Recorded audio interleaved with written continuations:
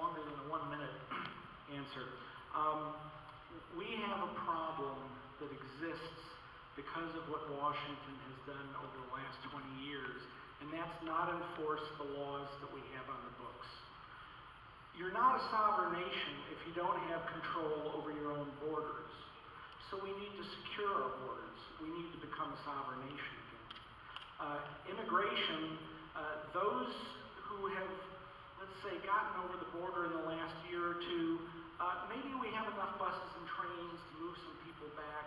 We're looking at somewhere between 11 and 13 million people that many of them wake up every day and in fact go to work and sometimes pay their taxes and have children and have become Americanized. My problem is not with those who 15, 20 years ago came across and that we've condoned because the USA is an attractive nuisance. We offer all of these freebies and entitlements. We need a major rethink. We need to turn off giving out freebies. We need to control and seal our borders. And we need to find a starting point where we say, if you were here after this, we'll talk about a path to citizenship, not amnesty. But if you came after this time, guess what? You're going to go back. Thank you. Paige? I've never heard the USA described as an attractive nuisance. But legalese. We need to control our borders. That is foremost and first a national security issue. We need to control our borders. And once we've done that, we need to deal with 11 million people here who are here illegally. And I think we need to set some ground rules and stick by them and beef up ICE so that Immigration and Customs can go through these cases in a short period of time. What are the ground rules? If you've been arrested, if you're in the system for violent crime, for drugs, for a felony, put them on the next bus out, period. By the way, the immigrant community is going to be better off for that. On the other hand, we do have millions of people who work, sometimes 2 and 3 jobs, pay taxes, come home and make their kids study at school because they want their kids to have a piece of that American pie. I believe these are the kind of people who ultimately we would want here in this country.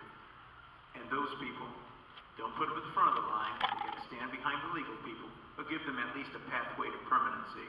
Not to citizenship, but at least to permanency. Thank you. Michael? So my father immigrated to this country back in 1957. He did so when it was not a very popular thing to do as a German. Didn't speak any English, but we held him accountable to speak English. We held him accountable to understand the Constitution. We held him accountable to understand not only the purpose, but the names of every Chief Justice. We also required him to do chestnut trays and immunizations. We Americanized him. He got 3 jobs, married an American woman, and I'm the oldest of 5. The great American story. So I know that immigration is important and adds value to America. But what's happening is our illegal immigration and our legal immigration policies are broken. We must secure the borders now. We must reform our existing policies so that we don't have this overwhelming influx of uncontrolled foreign interests. We must do it from a cultural perspective, economy perspective, and from a national security perspective. I have a lot of information on this. Get me after this talk or after this forum. I'll be happy to talk to you about it. Thank you. Kurt? I think you've all heard it said, fool me once, shame on you. Fool me twice, shame on me. I'm not in a habit in my life of renegotiating and retrade deals with people that didn't keep their previous covenant.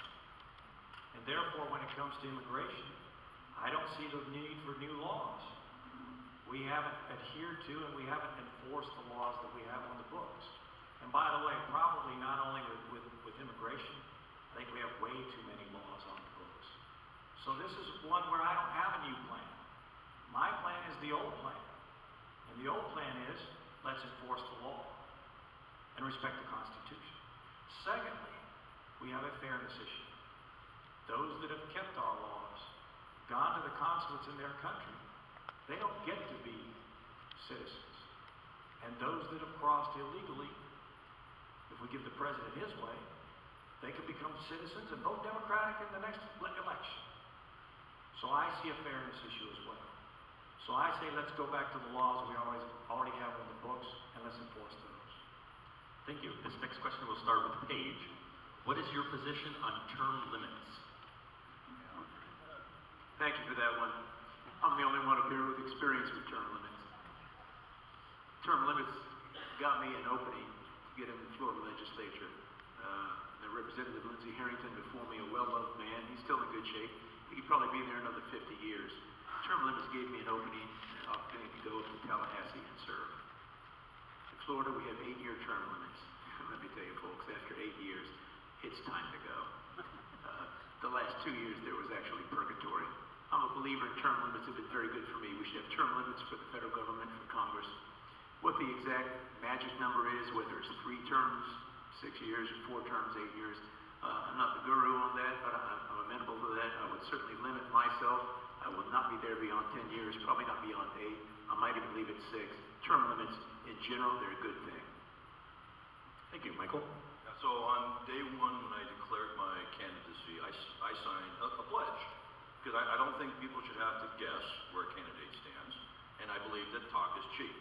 If you really stand for something, put it in writing and sign it, right? So it's back there on my board if you guys want to check it out. I signed a term limit pledge for 3 terms maximum for Congress, 2 for Senate. Now, that's a national pledge. Now, if we get there, we may have to be a little flexible, so it might be going 4 to. I don't know what the number is, but we need to ensure that we never have the career title politician, right? It's supposed to be butchers and bakers and candlestick makers. It's not supposed to be career politician. It's supposed to be go up there as a citizen representing your constituents and make some change and come home and pass the torch. Now, I would also add that we need to start talking about term limits for chief justices. And I would say 20 years in Supreme Court, that's enough. Thank you. Kurt?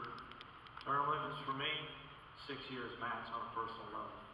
I think we have a messed up decision-making process in our government. I think there's 2 reasons. Number one, we have career politicians. This is their career.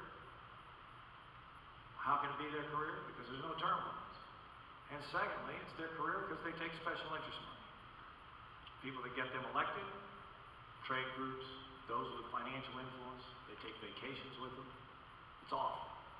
I say the 2 things our political process needs are number 1, term limits, and number 2, restrict what special interests and what kind of money and favors that the legislative branch can get.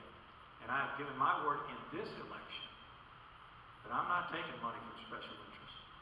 And if elected, I won't take money from special interests. And I put my money where my mouth is. Thank you. Ray? My libertarian-leaning friends. There would be some amendments that I would like to sponsor, and one of them is to actually change the term limit for U.S. representatives. I think it needs to go from 2 to 4 years. It's a constant political struggle. If we let the person at 1600 Pennsylvania Avenue sit there for 4 years, I think we should let our representatives do the same thing. Life has changed a little bit since 1776.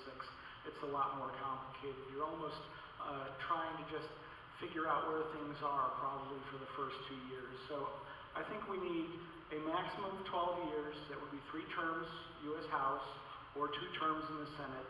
It would set folks up on an equal footing. My personal pledge when I announced almost a year ago on the website a year ago is that if I go, I would seek no more than 3 terms. Thank you. Thank you. This next question will start with Michael.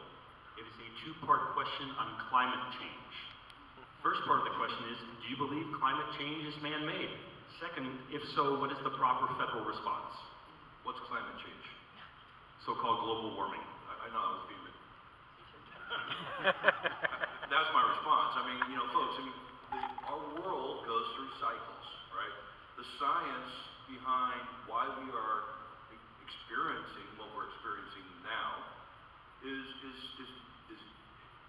well, let's say it's not really hard science in many regards.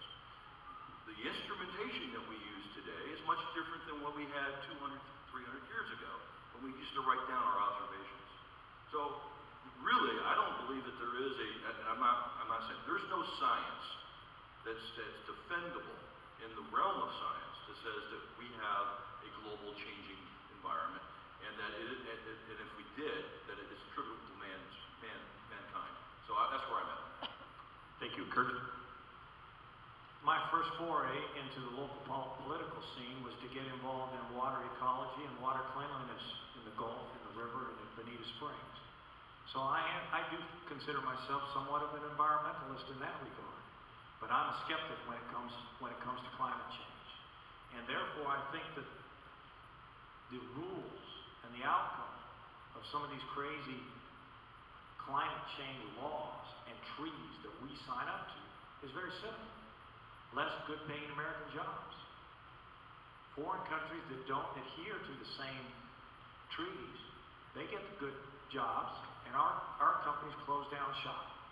So I say, in such shaky science, let's protect the American company, protect the American worker, and not sign up to these kind of treaties. Thank you. Ray? Some more old cliche sayings. Figures don't lie, but liars can figure, and follow the money. The notion that we're going to change our entire economy and how we run our lives on a sliding 12-year scale that someone puts at a starting point because it's convenient and supports their theory of climate change or global warming is foolhardy on its face. So I do not accept the notion that we, mankind, are ruining our planet. A single volcanic eruption, the Earth's tilt, where we are in our orbit at any given time and sun activity, that's what's changed the climate over millions of years, and man wasn't even around during the last ice age. How did that melt? What caused that? So I think that the U.S., if we throw any money at climate change, it's money ill spent. Thank you. Paige? I had to take a geology course in college, and we had to memorize where all these glaciers pushed down in the United States, down as far as the Midwest and southern Ohio and all. I haven't seen any glaciers there recently. We have a farm up in Punta Gorda. If you dig down in the soil a foot or two, you find seashells. There's no fish around there. Apparently there was a time in our country, in this world, when things were a lot colder. There was a time when things were a lot warmer than they are now. Climate always changes. Are we adding to it? Perhaps we are, perhaps. What should be the response of the federal government to all of this? Well, Al Gore says, folks, he's making hundreds of millions of dollars off this scam. The truth is, no matter what we do, the rest of the world is putting out the bulk of the so-called greenhouse gases. I think if you follow what these liberals want to do, they will bankrupt our country, make us a third world nation, second to these nations which are actually polluting the planet as much as they can. So the answer is the federal government has a very limited role in all of this. Thank you. This next question will start with Kurt, and the question is, what is your position on medical marijuana, and what is your position on recreational marijuana? I am cautious on changing the laws around marijuana. The reason for that is that when I hear the conversation, I often get the impression that those speaking believe that this is a victimless crime.